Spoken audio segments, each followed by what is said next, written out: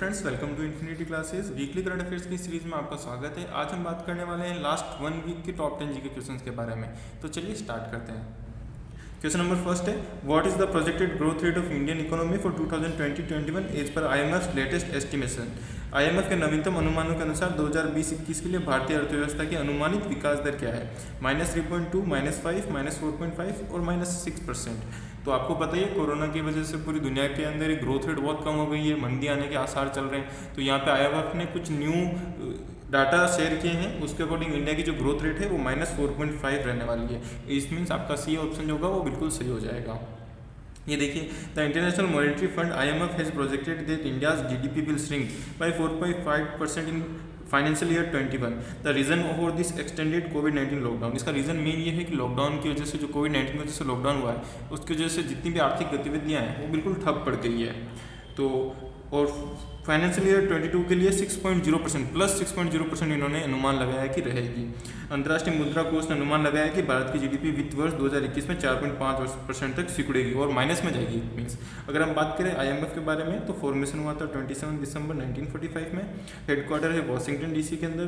अभी जो MD managing director है वो क्रिस्टिना जॉर्जिना है। चीफ इकोनॉमिस्ट है गीता गोपीनाथ और मेंबर्स टोटल 189 कंट्रीज की मेंबर्स हैं। केवल IMF ही नहीं, वर्ल्ड की जितनी भी बड़ी बड़ी एजेंसीज है जो इकोनॉमी से रिलेटेड है, उन्होंने अलग अलग देशों की और इंडिया की ग्रोथ रेट जो रहने वाली है उसके अनुमान लगाए। अगर हम बात करें अदर जो एजेंसीज के बारे में, तो देखिए, अगर हम बात करें मूडीज इन्वेस्टर सर्विस के बारे में, तो has sharply revised its forecast for Indian annual GDP growth and has projected the Indian economy to shrink 3.1% in the calendar year 2020। तो 2020 में मूडीज के अनुसार 3.1% अपनी जो इकोनॉमी है वो डाउन में चली जाएगी, यानी माइनस में 3.1% रहेगी। उनका कहना है कि 2021 में 6.9%, अप्रोक्स 7% से हम लोग ग्रोथ करने वाले हैं, प्लस 7%। और 2020 के लिए कितना है? -3.1%। ये मूडीज इन्वेस्टर सर्विस की बात है। इन्होंने एक बात और बोली है कि G20 कंट्रीज जो हैं, जो दुनिया के टॉप 20 कंट्रीज का ग्रुप है G20, उसमें ओनली चाइना ही ऐसा होगा जिसकी ग्रोथ रेट पॉजिटिव रहने वाली है। बाकी सभी देशों की ग्रोथ रेट 2020 के अंदर नेगेटिव रहने वाली है कोरोना वायरस की वजह से। तो देखिए, on a larger scale in this report it has been said about the economy of G20 group of 20 countries for 2020 that a contraction of 4.6% will be seen, but in 2021 these economies will grow at a rate of 5.2%. China will be the only G20 country to record growth in 2020 with a growth rate of 1% and 7.1% in 2021. तो China की growth rate 1% ही रहेगी, पर रहेगी positive. और अगर हम बात करें 2021 में, तो वापस वो सबसे फास्ट ग्रो करेगा, वो होगी 7.1% से। अगर हम बात करें दूसरे जो बैंक्स वगैरह या दूसरी एजेंसीज वगैरह के बारे में, तो एशियन डेवलपमेंट बैंक जो ADB बैंक है, उन्होंने कहा है कि इंडिया की जो GDP है वो -4% इस बार ग्रोथ करेगी, यानी सिंक हो जाएगी 4% से। 4% की उसमें कमी आ जाएगी, सिकुड़ जाएगी। अगर हम बात करें ADB के बारे में, तो फॉर्मेशन हुआ था 19 दिसंबर 1966 में। हेडक्वार्टर है मनीला फिलीपींस में और प्रेसिडेंट अभी मिस्टर M असाकावा जी है। और इन्होंने ये कहा है कि 4% जो है वो इंडिया की जो अर्थव्यवस्था है वो सिकुड़ जाएगी कोविड-19 की वजह से। इसी तरीके से अगर हम एक और रेटिंग एजेंसी की बात करें, जो है इंडिया रेटिंग्स एंड रिसर्च, उन्होंने प्रोजेक्ट किया, उन्होंने सोचा कि इंडिया की जो GDP वो -5.3% से ग्रोथ करेगी। इट मीन्स 5.3% सिकुड़ जाएगी, श्रिंक हो जाएगी इतना। हालांकि 2021-22 के अंदर वापस 5 या 6% की दर से बढ़ेगी, वापस ग्रोथ तो होगी, पर अगले साल होगी। इस साल इन्होंने काफ़ी ज़्यादा इन्होंने माइनस में जाने का अनुमान लगाया। तो अगर हम ओवरऑल सभी के बारे में बात करें, तो IMF ने कहा है -4.5%, मूडी ने कहा है -3.1%, ADB ने कहा है -4% और इंडिया रेटिंग्स एंड रिसर्च ने कहा है -5.3%। ये सारी जो मैंने बताई, ये सारी नेगेटिव है, इंडिया के लिए है। मतलब सभी का यही मानना है कि 2020 के अंदर इंडिया की जो अर्थव्यवस्था है वो सिकुड़ेगी, तो है ही है। चलते हैं नेक्स्ट क्वेश्चन की तरफ। Patanjali launches Ayurvedic medicine Coronil and surgery for 100% treatment of corona virus. Where is the headquarter of Patanjali? Patanjali ने कोरोना वायरस के 100% उपचार के लिए आयुर्वेदिक दवा कोरोनिल एवं सवसारी लॉन्च की है। पतंजलि का मुख्यालय कहाँ पर है? आपको यहाँ पे पतंजलि का जो मुख्यालय है उसके बारे में बताना है। आपके ऑप्शन है A Rishikesh, B Darjeeling, C Haridwar या फिर D प्रयागराज। तो यहाँ पे आपका जो C ऑप्शन है हरिद्वार, वो बिल्कुल सही हो जाएगा। अगर हम बात करें पतंजलि के बारे में, तो जो मुख्यालय है वो तो हरिद्वार के अंदर है। एक्स्ट्रा बात करें तो फाउंडेड हुई थी 2006 के अंदर, और फाउंडर थे आचार्य बालकृष्ण एंड बाबा रामदेव जी।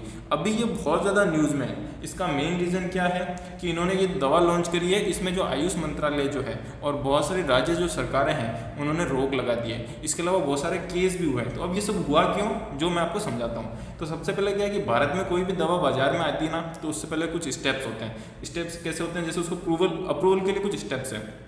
सबसे पहले क्लिनिकल ट्रायल के लिए आवेदन करना पड़ता है, ट्रायल करना, मार्केटिंग के लिए आवेदन करना पड़ता है, और पोस्ट मार्केटिंग स्ट्रेटजी के लिए भी आवेदन करना पड़ता है और उसकी परमिशन लेनी पड़ती है। इंडिया के अंदर ये सिस्टम है।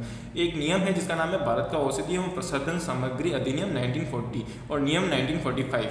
तो ये बिक्री, वितरण और जो भी बनाने का रूल वगैरह है, निर्माण, बिक्री और वितरण, इसके बारे में रूल रेगुलेशन के बारे में बताता है। तो जो आयुष मंत्रालय है उनका कहना ये है कि बाबा रामदेव की जो कंपनी है पतंजलि, आचार्य बालकृष्ण और बाबा रामदेव, इन लोगों ने बिना पूछे ही ट्रायल कर लिया और बिना पूछे ही दवाई मार्केट में उतार दी। इन्होंने पूछा ही नहीं गवर्नमेंट से। तो इस बारे में इन्होंने नोटिस दिया है आयुष मंत्रालय ने। और बाबा रामदेव और का कहना है कि उन्होंने जयपुर के निम्स हॉस्पिटल के अंदर इसका ट्रायल किया था। पहले वहाँ के जो हेड हैं BS तोमर जी, उन्होंने कहा था ट्रायल हुआ था, बट अब वो अपने बात से पलट गए हैं। उन्होंने कहा है कि ट्रायल नहीं हुआ था। तो कुल मिला के राजस्थान के अंदर बाबा रामदेव के ऊपर केस भी लग गए हैं, पतंजलि के ऊपर केस लग गए हैं लोगों को मैनिपुलेट करने के आरोप को लेकर। और बाबा रामदेव के अलावा भी बहुत सारी कंपनीज ने कोरोना की जो दवाई, इफेक्टिव दवाई बोल के लॉन्च की है। हालांकि बाबा रामदेव की जो कोरोना है उसको फिलहाल सरकार ने बैन कर दिया है, प्रतिबंध कर दिया है उसका प्रचार करने से या फिर उसको बेचने से। चलिए चलते हैं नेक्स्ट क्वेश्चन की तरफ। Who has become the first female president of Melbourne Cricket Club MCC in 233 years? 233 वर्षों में मेलबर्न क्रिकेट क्लब की पहली महिला अध्यक्ष कौन बनी है? आपके ऑप्शन है Heather Knight, Kate Cross, Clare Connor या फिर डी जॉर्जिया एलिवस। तो आपका जो सी ऑप्शन है क्लेयर कॉर्नर, वो बिल्कुल सही हो जाएगा यहाँ पर। Former England women cricket captain Clare Connor, जो कि अभी 43 साल की 43 old and allrounder, become the first female president of Melbourne Cricket Club MCC in 233 years. और उनका जो कार्यकाल है उनका जो है वो 1 अक्टूबर 2021 से चालू होगा। फिलहाल अगर हम अभी बात करें हेड की तो कुमार संगकारा है यहाँ पे। अगर हम बात करें MCC की, जो मेलबर्न क्रिकेट क्लब है, तो दुनिया का सबसे पुराना क्रिकेट क्लब है ये। इसके अलावा अगर हम बात करें तो ये यहाँ पर एक म्यूजियम भी है जो ओल्डेस्ट स्पोर्ट म्यूजियम का दर्जा रखता है। वर्ल्ड में सबसे पुराना ओल्डेस्ट म्यूजियम है। इसको क्रिकेट का मक्का या मदीना कहा जाता है, लॉर्ड्स ग्राउंड जो इनका होम ग्राउंड है। और जितने भी क्रिकेट के रूल्स वगैरह बनाते हैं वो नेम तो ICC का होता है, पर एक्चुअल जिसका जो फॉर्मेशन होता है, जो रूल्स बनाती है, वो काम MCC करती है। और उसके ऊपर जो उनका पेटेंट है वो भी MCC का ही रहता है, केवल नेम ICC का रहता है क्रिकेट रूल्स के अंदर। और अगर हम बात करें इनके फिलहाल हेड की, तो अब तक सिर्फ ब्रिटिश हेड ही बने थे। कुमार संगकारा जी जो हैं मतलब अभी हेड, वो पहले ग्रेट ब्रिटिश हेड इसके बने हैं, ये प्रेसिडेंट बने हैं। और ये जो क्लेयर मैम हैं ये फर्स्ट फीमेल हेड बनी है। चलते हैं नेक्स्ट क्वेश्चन की तरफ। Question number 4, name the mobile app launched by union health minister for easy availability of blood in blood banks. केंद्रीय स्वास्थ्य मंत्री द्वारा रक्त बैंकों में रक्त की आसान उपलब्धता के लिए शुरू किए गए मोबाइल ऐप का नाम बताना है। ऑप्शन है ई रक्तदान, बी ई रक्त सर्विसेज, सी ई ब्लड सर्विसेज या फिर डी ई ब्लड दान। तो यहाँ पे आपका जो सी ऑप्शन है ई ब्लड सर्विसेज, वो बिल्कुल सही हो जाएगा। केंद्रीय स्वास्थ्य मंत्री डॉक्टर हर्षवर्धन ने 25 जून 2020 को नई दिल्ली स्थित इंडियन रेड क्रॉस सोसाइटी के साथ साझेदारी में e blood services mobile app launch किया है, जो रक्त के लिए आसान पहुंच के लिए महत्वपूर्ण कोरोना वायरस महामारी से लड़ने के लिए है। अब कोरोना की वजह से क्या है, ब्लड जो डोनेट करने वाले हैं वो डोनर भी कम हो गए, हॉस्पिटल को जाना नहीं चाहता और इस वजह से ब्लड की कमी हो रही है देश के अंदर। तो इन्होंने ये ई मोबाइल ऐप लॉन्च किया है। इसकी हेल्प से अपन कहीं भी अगर रिक्वायरमेंट हो तो 4 यूनिट ब्लड जो है अपन वो मंगवा सकते हैं किसी पर्सन के लिए। चलते हैं नेक्स्ट क्वेश्चन की तरफ। Question number 5, Panchayati Raj department of which state has won first prize under the e Panchayat Puraskar 2020 of the union minister of Panchayati Raj. केंद्रीय पंचायती राज मंत्रालय के ई पंचायत पुरस्कार 2020 के तहत किस राज्य के पंचायती राज विभाग ने प्रथम पुरस्कार जीता है? आपके ऑप्शन है ए महाराष्ट्र, बी गुजरात, सी हिमाचल प्रदेश या फिर डी राजस्थान। तो यहाँ पे आपका जो सी ऑप्शन है हिमाचल प्रदेश, वो बिल्कुल सही हो जाएगा। सेकंड रैंक है वो झारखंड को मिला है और हिमाचल प्रदेश ने यहाँ पे फर्स्ट रैंक मिला है। तो हिमाचल प्रदेश राज्य पंचायती राज विभाग ने केंद्रीय पंचायती राज मंत्रालय के ई पंचायत पुरस्कार 2020 के तहत प्रथम पुरस्कार जीता है। तो हिमाचल प्रदेश आपका क्या हो जाएगा यहाँ पे करेक्ट आंसर हो जाएगा। चलता है नेक्स्ट क्वेश्चन की तरफ। Question number 6, Which Indian company has been awarded the project management contract for 500 megawatt solar park in Mali? किस भारतीय कंपनी को माली में 500 मेगावाट के सौर पार्क के लिए परियोजना प्रबंधन अनुबंध से सम्मानित किया गया है? आपके ऑप्शन से ए जिंदल पावर, बी एनटीपीसी, सी अदानी पावर या फिर डी रिलायंस पावर। तो आपका जो बी ऑप्शन है एनटीपीसी वो बिल्कुल सही हो जाएगा। माली एक अफ्रीकन कंट्री है, उसमें ये बड़ा सोलर पार्क यहाँ पे सौर पार्क बना रहे हैं एनटीपीसी। अगर हम बात करें एनटीपीसी के बारे में, ये देखिए अफ्रीकी राष्ट्र है और इसमें भारत की जो सबसे बड़ी बिजली उत्पादन कंपनी है एनटीपीसी। ये एनटीपीसी इंडिया की सबसे बड़ी बिजली उत्पादन कंपनी है, उनके साथ में इन्होंने ये साइन किया है। और अगर हम बात करें एनटीपीसी की तो फाउंडेड हुई 1975 में, हेडक्वार्टर न्यू दिल्ली में है, चेयरमैन और एमडी अभी गुरदीप सिंह जी है। और इनका फॉर्मल पूरा नेम जो था वो national thermal power corporation limited था। इंडिया के जितनी भी सौर एनर्जी, जितनी भी टोटल एनर्जी बनती है उसमें सबसे ज़्यादा पोर्शन जो है, जो सबसे ज़्यादा पार्टीशन जो है वो एनटीपीसी का है, सबसे ज़्यादा पार्ट। और सबसे खास बात यह है कि इनकी जो बिजली का जो रेशियो है वो बहुत ज़्यादा है। बाकी सब जैसे 60% एफिशिएंसी से वर्क करती है या 65% एफिशिएंसी से वर्क करती है, बट इनका एफिशिएंसी लेवल 85% तक है। द इंदिरा रसोई योजना is a new kitchen scheme launched by which state? Indira Rasoi योजना किस राज्य द्वारा शुरू की गई एक नई रसोई योजना है? आपके ऑप्शन है ए राजस्थान, बी गुजरात, सी मध्य प्रदेश या फिर डी बिहार। तो आपका ए ऑप्शन राजस्थान यहाँ पे बिल्कुल सही हो जाएगा।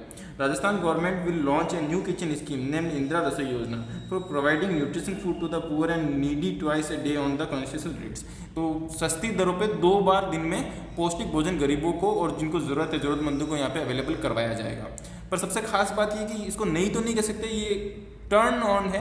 पहले राजस्थान के अंदर अन्नपूर्णा योजना चलती थी, उसके अंदर गरीबों को 5 रुपये में नाश्ता और 8 रुपये में खाना दिया जाता था। वैसे इस टाइप की सबसे पहले जो योजना है वो तमिलनाडु में अम्मा कैंटीन के नाम से चालू की गई थी।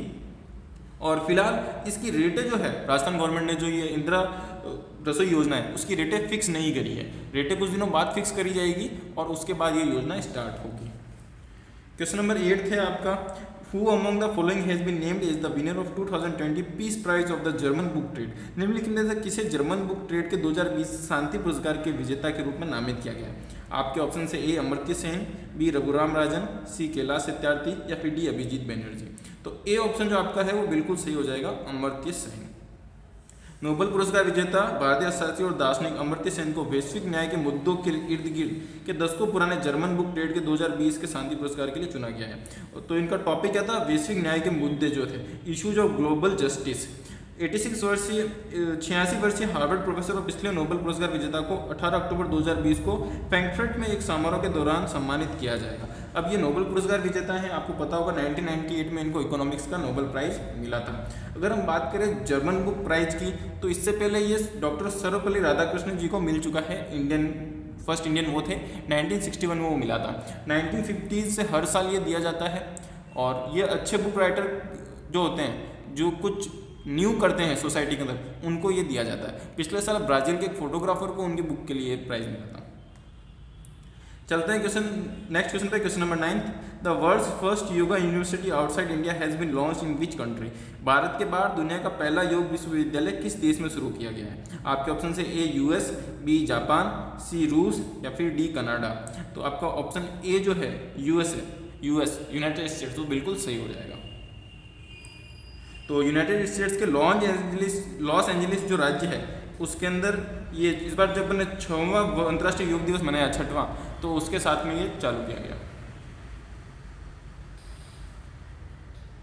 तो जैसा कि आप यहाँ पे देख सकते हैं, भारत के बाहर दुनिया का पहला योग विश्वविद्यालय लॉस एंजलिस संयुक्त राज्य अमेरिका में चालू किया गया। और इसका मेन ये कब चालू किया गया? अभी अपन ने जो वर्ल्ड योगा डे मनाया, इंटरनेशनल योगा डे मनाया 6th वाला, उसके भाग के रूप में चालू किया गया है। और इसका मेन काम क्या होगा? प्राचीन भारतीय अभ्यास के लिए वैज्ञानिक सिद्धांतों और आधुनिक अनुसंधान दृष्टिकोणों को मिलाएगा ये। ठीक है, चलते हैं नेक्स्ट क्वेश्चन की तरफ। Question number 10। Which country will host FIFA women's World Cup 2023? FIFA महिला विश्व कप 2023 की मेजबानी कौन सा देश करेगा? A Brazil, B Colombia, C Japan या फिर डी ऑस्ट्रेलिया न्यूजीलैंड कंबाइंड, दोनों साथ में। तो यहाँ पे आपका डी ऑप्शन जो है वो बिल्कुल सही हो जाएगा। ऑस्ट्रेलिया और न्यूजीलैंड साथ में मिलके इस फीफा वर्ल्ड कप की वुमेन्स वर्ल्ड कप की मेजबानी करने वाले हैं। 2023 के अंदर होगा। 23 सदस्य जो है उन्होंने वोट किया था और उसमें ऑस्ट्रेलिया और न्यूजीलैंड को इसकी मेजबानी के लिए चुना गया। हर 4 साल के अंदर होता है ये। सबसे फर्स्ट 1991 के अंदर हुआ था। टोटल 8 एडिशन अब तक खेले जा चुके हैं। अगर हम बात करें ऑस्ट्रेलिया के बारे में तो ये देख सकते हो आप मैप के अंदर, ये ऑस्ट्रेलिया है, capital Canberra, prime minister Scott Morrison, currency चलती है ऑस्ट्रेलियन डॉलर। और नेक्स्ट बात करें हम अगर न्यूजीलैंड के बारे में तो ये आप देख सकते हो आइलैंड कंट्रीज हैं, कैपिटल है वेलिंगटन, प्राइम मिनिस्टर जे एंड्रन और करेंसी चलती है न्यूजीलैंड डॉलर। तो होपफुली आपको ये इंपॉर्टेंट सेशन पसंद आया होगा। इसमें हमने बात करी लास्ट वीक के टॉप 10 जीके क्वेश्चंस के बारे में। तो शेयर कीजिए, लाइक कीजिए और चैनल को सब्सक्राइब कीजिए। Thanks for watching.